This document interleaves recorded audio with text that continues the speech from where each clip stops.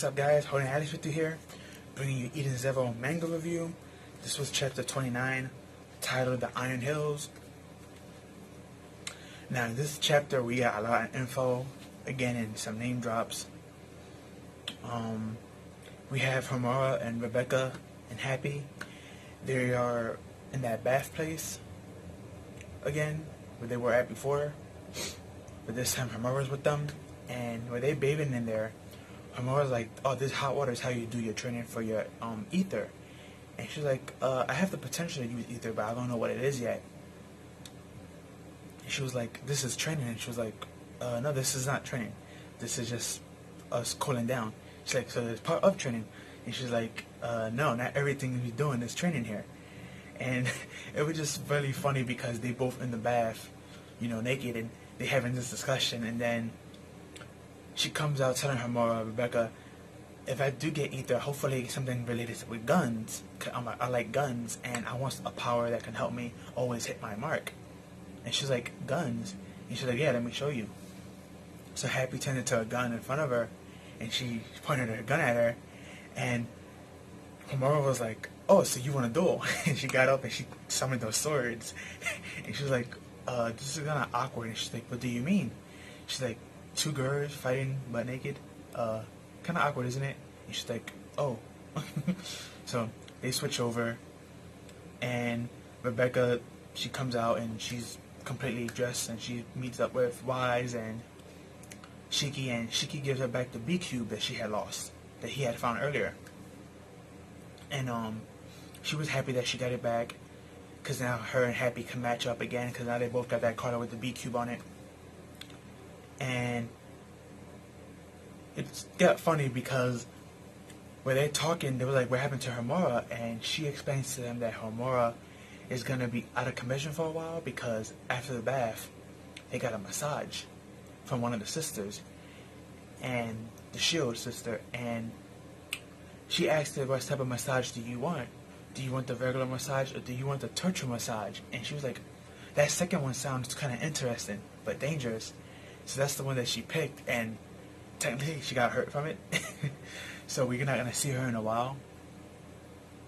And they discussing that, and at the same time they're discussing that, we get the two sisters talking, and they start talking about Elsie's Crimson, the copy version of Elsa for this version. And she asks her, have you always been watching the ship for these past 10 years that we've been divided? And the sister told Irene, no, I haven't. We actually got this ship back from Elsie, who grew up to be a nice young lady, but she's a pirate. And she's like, oh, that's good for her. And they start to reminisce about the good old days. But it's nice to know that it seems all four of the sisters know Elsie really well. So I wouldn't be surprised if somewhere down the line, of course we're going to see her again, but I don't think she's going to be an enemy. And hopefully she's not. I mean, who knows, but Hero can take this either or. But we get back to Rebecca and Wise and Happy and Shiki, and Rebecca's collar starts to, her B cube starts to ring, and when she picks it up, we get to see Clarissa, and Clarissa's like starts to cry and saying, I'm so happy you're safe and sound, and it seems like you got new friends, stuff like that. And Rebecca got emotional, so she was crying. She's like, yeah, you're right.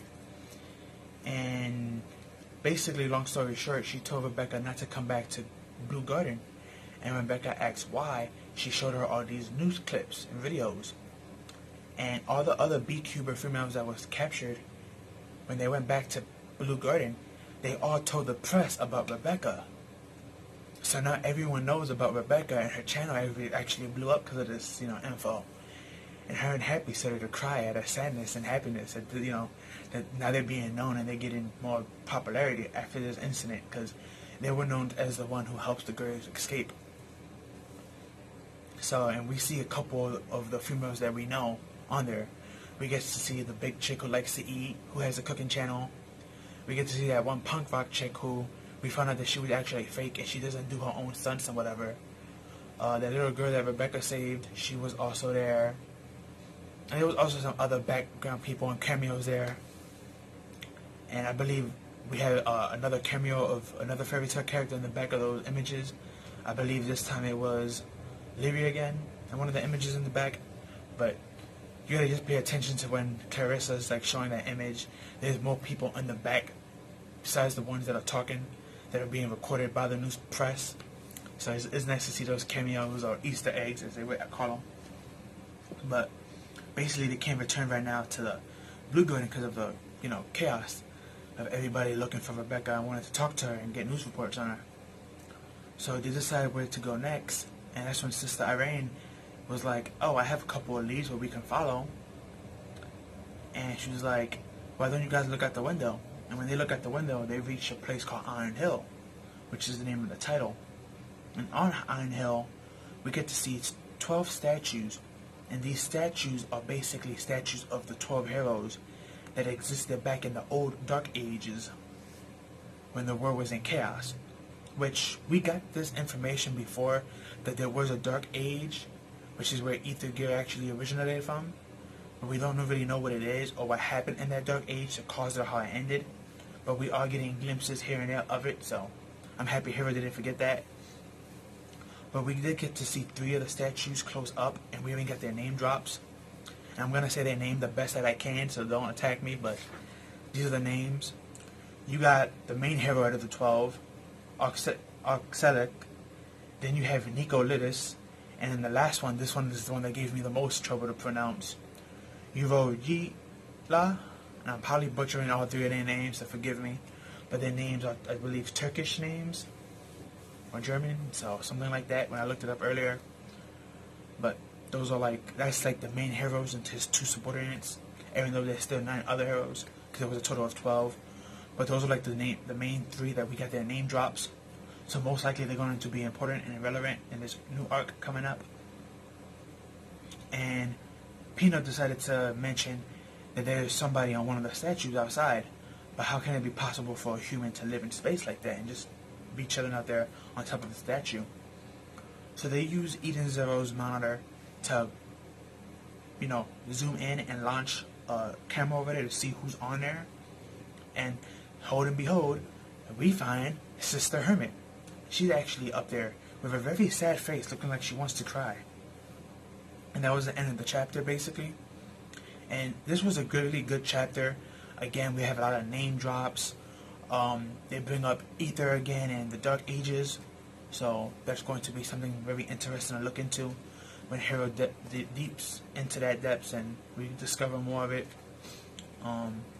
It was nice seeing the relationship between everybody is getting stronger and better.